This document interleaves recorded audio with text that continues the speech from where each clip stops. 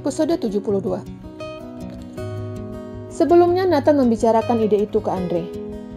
Dan itu adalah solusi untuk Tari agar meninggalkan kampung itu, dan solusi agar Putri mau ikut dengannya. "Duduk Tari, akan aku jelaskan," ujar Andre pelan.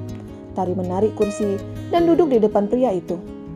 "Aku mempunyai orang tua, dan kebetulan ibuku tinggal di puncak. Karena ibuku memiliki penyakit asma, maka ibuku memutuskan menetap di puncak sambil mengurusi perkebunan teh miliknya," jelasnya. "Lalu, hubungannya denganku apa?" tanyanya. "Jadi, aku ingin kamu bekerja dan sekaligus menemani ibuku di sana," saut Andre lagi. "Kenapa harus aku?" Tari bingung. Andre tidak ingin mengatakan jika ini rencana Nathan, sekaligus untuk menutupi masa lalu Tari yang suram. "Karena ibuku seorang janda, dan tidak ada siapapun di sana yang menemaninya, hanya dengan pembantu ibuku di sana. Kamu bisa menemaninya, sekaligus bekerja dengan ibuku," jelasnya. "Kenapa bukan kamu saja?" tanya Tari balik. "Aku sudah bekerja dengan Nathan lama. Karena Nathan, aku dan ibu bisa memiliki perkebunan teh itu. Tidak mungkin aku meninggalkannya," jelasnya lagi. "Kamu aneh," sahut Tari sembari beranjak dari kursi yang didudukinya. "Apanya yang aneh? Yang kukatakan semua ini benar," sahut Andre. "Aku orang luar, dan kenapa tiba-tiba menemani ibumu dan tiba-tiba bekerja dengan ibumu? Apa itu tidak aneh?" Di balik gorden pintu menuju dapur, Putri dan Nathan mendengarkan pembicaraan itu. "Aku tahu kalau kamu kesini ingin melupakan masa lalumu sekaligus agar orang-orang tidak mengenalmu. Tapi di sini tidak aman. Kamu seorang diri di sini, dan rumah penduduk juga tidak rapat. Bagaimana jika terjadi sesuatu denganmu? Jika terjadi sesuatu denganmu di sini, pasti Putri akan menyalahkan Nathan," jelasnya. "Loh, kenapa aku?" ujar Nathan pelan. "Diam," saut Putri sembari tetap menguping pembicaraan itu. Tari menelaah semua ucapan Andre. Memang yang dikatakan pria itu benar. Rumah yang ditempatinya tidak sepenuhnya dari batu, dan bisa saja pria nakal datang dan melakukan hal buruk kepadanya. Dan jika itu terjadi, maka dia tidak akan bisa bertemu kembali dengan saudarinya. "Apa orang tuamu tahu tentangku?" tanyanya khawatir. "Tidak ada yang tahu, dan tidak ada yang perlu diberitahukan," sahutnya. "Beri aku waktu berpikir," ujar Tari. Andre menganggukkan kepalanya dan keluar dari dapur. Ketika membuka gorden pintu, dia kaget. Ada pasangan suami istri itu sedang mengupik pembicaraan mereka. "Kenapa kalian di sini?" tanyanya pelan. Nathan menarik tangan Andre dan mulai membisikkan sesuatu ke telinga asistennya. "Ah, yang benar saja," gerutunya tidak mau. "Lah, kamu mau mengatakan apa ke mamamu? Datang dan membawa seorang wanita," sahut Nathan. "Aku bilang saja kalau Tari kembaran istrimu," sahutnya dan berlalu. Hari telah sore. Putri dan Tari mulai menggoreng gorengan di atas wajan dengan minyak panas. Putri berteriak kepada setiap orang yang lewat. "Gorengan, Pak!" teriaknya. "Gorengan, Bu!" teriaknya lagi.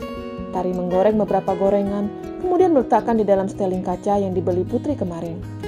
Kedua pria itu ikut membantu dengan meneriakkan gorengan kepada warga yang lewat di jalan itu. "Kenapa tidak ada yang beli?" ujar Nathan ke Andre. "Mungkin kita kurang keras," saut Andre sembari kembali teriak. Kedua saudari kembar itu duduk di kursi yang ada di dekat seteling sembari memandangi gorengan yang belum laku sama sekali. Melihat raut wajah Tari yang sedih membuat Putri kasihan. Dia masuk ke dalam rumah dan keluar dengan membawa nampan besar. Kemudian dia memindahkan gorengan itu ke dalam nampan. "Mau dibawa kemana gorengan ini?" tanya Tari sembari memperhatikan adiknya. "Mau aku bawa ke pasar," sahutnya. "Tidak usah, kita tunggu saja di sini," ujar Tari. "Sudahlah, pasti gorengan kita laku," ujar Putri kekeh dengan membawa semua gorengan ke pasar. Semua gorengan telah berpindah ke nampan. "Kamu dan Andre di sini saja. Goreng saja seperlunya," ujar Putri sembari menghampiri suaminya yang berdiri dekat jalan. "Ayo," ajak Putri sembari membawa nampan di atas kepalanya. "Kemana?" Nathan bingung. "Ke pasar," sahutnya. "Untuk apa?" tanya Nathan lagi. "Untuk jualan ini," saut Putri sembari menunjuk nampan yang ada di atas kepalanya. Andre menyalakan mesin mobil dan duduk di belakang kemudi. "Kamu di sini saja, temani Tari," titah Putri. Andre kembali keluar dari mobil dan Nathan mengambil alih dengan duduk di belakang kemudi. Pasangan itu pergi ke pasar dengan mobil. Ketika memasuki pasar, semua orang yang berada di dekat pasar menoleh. Karena mobil yang dikemudikan Nathan bukan mobil pasaran, melainkan mobil mewah.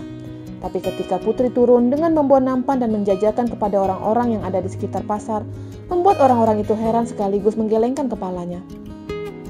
Putri terus menjajakan gorengan itu, dan tidak ada satu orang pun yang beli. Melihat itu membuat Nathan kasihan. Dia menghampiri istrinya. "Belikan aku minuman dingin," titah Nathan ke istrinya. Putri menyerahkan nampan itu ke Nathan, dan tidak berapa lama Putri kembali. Dan dia kaget, gorengan yang ada di nampan sudah laku semuanya. Habis, Putri bingung. Nathan, sahutnya bangga, sembari menyerahkan uang kepada istrinya. Kenapa banyak sekali? Putri mengikuti langkah suaminya menuju mobil. Begini, tadi ada ibu-ibu kaya turun dari mobil, dan aku tawari kepadanya untuk membeli gorengan. Ibu itu aneh melihatku. Katanya, ganteng-ganteng bukan serigala, tapi ganteng-ganteng jualan gorengan, jelasnya. Lalu, aku suruh ibu itu beli semua gorengan, dan ternyata ibu itu memberikan lebih, ujarnya sembari membuka pintu mobil dan masuk ke dalam mobil diikuti Putri. Baik banget ibu itu, ujar Putri senang, sembari menghitung jumlah uang hasil penjualan suaminya. Iya, kita doakan ibu itu masuk surga, sahut Nathan dan mulai melajukan mobil. Maaf istriku, tidak ada namanya ibu-ibu. Aku telah memberikan gorengan itu kepada orang-orang sekitar pasar, batin Nathan sembari fokus ke arah depan. Sesampai di rumah, Putri langsung berlari menemui kembarannya. Lihat Tari, gorengan kita diborong ibu-ibu, ujar Putri senang. Alhamdulillah, sahut Tari senang. Nathan yang turun dari mobil mendengar percakapan itu yang membuatnya merasa terharu. Hanya dengan seperti itu saja, saudari kembar itu bisa sangat bahagia. Kenapa? Tanya Andre sembari berdiri di samping bosnya. Kamu lihat, mereka sangat bahagia, ujarnya sembari menunjuk ke arah istri dan iparnya. Iya, kamu benar, saudari kembar itu selalu tersenyum ketika saling berdekatan, sahut Andre. Apa aku salah jika merebut kebahagiaan mereka? Tanyanya sembari memperhatikan saudari kembar itu yang sedang bercerita entah apa. Maksudmu? Andre bingung. Jika aku memisahkan Putri dan Tari, apakah itu salah? Dengan berpisah, pasti saudari kembar itu tidak akan ceria seperti sekarang, ujar Nathan. Aku tidak tahu, tapi dalam agama, Putri tetap istrimu, dan dia harus mengikuti kemana kamu pergi, sahut Andre. Waktu telah senja, karena tidak ada yang membeli gorengan lagi, maka mereka menutup warung lebih awal. Nathan dan Andre membantu membawa semua ke dapur, lain styling, mereka biarkan di teras. Setelah selesai, Tari dan Putri mulai memasak untuk makan malam. Putri memanggil kedua pria itu untuk ke dapur setelah makanan terhidang di meja makan. Putri dan Tari duduk bersebelahan, sedangkan Nathan duduk tepat di depan istrinya dan Andre duduk tepat di depan Tari. Mereka makan hanya telur dadar, sambal, dan sayur bening. Tapi kedua pria itu tidak ada yang mengeluh seperti kemarin. Mereka menikmati makanan itu tanpa sepatah kata yang keluar. Besok pagi aku yang ke pasar, ujar Putri. Untuk apa? Tanya Tari sembari melirik adiknya. Begitupun Nathan ikut menatap istrinya. Aku akan berbelanja bahan-bahan gorengan, sahut Putri sembari menikmati makanannya. Tidak perlu, sahut Tari pelan. Kenapa? Bahan-bahan yang aku beli kan sudah habis, Putri bingung. Kita tidak jualan lagi, sahut Tari. Kenapa Tari? Putri mengerutkan dahinya bingung dengan pikiran saudarinya. Jangan pikirkan tentang gorengan yang tidak laku. Aku akan membawa gorengan itu ke pasar setiap hari, ujar Putri. Tidak perlu, sahut Tari lagi. Tari, kita jangan putus asa, ini baru permulaan. Pasti lama-lama banyak membeli gorengan kita. Putri memberi semangat saudarinya. Sepertinya aku menerima tawaranmu, ujar Tari sembari menatap Andre dan mengacuhkan adiknya. Ketika itu, Andre sedang menyantap makanannya. Dia tidak tahu jika Tari sedang mengajaknya berbicara. Nathan menyenggol kaki asistennya. Andre menoleh ke arah bosnya, lalu Nathan menggerakkan kepalanya ke arah Tari. Ada apa Tari? Tanyanya bingung sembari menatap wanita itu. Kamu tadi menawariku untuk menemani sekaligus bekerja dengan ibumu, ujarnya. Iya benar, sahut Andre. Aku menerima tawaranmu, ujar Tari lagi. Apa kamu yakin? Tanya Andre yang mulai bingung. Bingung karena mamanya akan mengajukan banyak pertanyaan ketika dia datang dengan membawa seorang wanita. Iya, aku yakin, sahut Tari sembari menoleh ke arah adiknya dan menceritakan tentang tawaran yang diucapkan Andre tadi siang. Putri pura-pura mendengarkan dengan serius, padahal kenyataannya dia sudah mendengarkan percakapan antara Tari dan Andre. Baiklah, karena semua sudah disepakati, kapan kita berangkat? Tanya Nathan. Malam ini, sahut Putri yang sengaja melakukan itu agar dapat menghindari pergumulan dari suaminya. Malam-malam begini? Tanya Tari sembari menoleh ke arah adiknya. Iya, sekarang, bukan minggu depan atau bulan depan. Kita mempunyai 2 supir handal, jadi tidak perlu khawatir, iya kan? Putri mengedipkan matanya ke arah Nathan. Dan pria itu tahu jika itu rencana istrinya untuk menghindari hubungan badan. Besok saja, sahut Nathan. Sekarang saja, sahut Putri kekeh. Besok, seru Nathan. Sekarang, seru Putri sembari menatap tajam suaminya. Pasangan suami istri itu saling berdebat. Sudah cukup berdebatnya, ujar Andre menengahi. Sekarang kita vote saja, siapa yang setuju berangkatnya besok angkat tangan, ujar Andre. Nathan dan Tari mengangkat tangannya dan posisi seri. atau menginjakkan kakinya ke Andre agar berpihak kepadanya.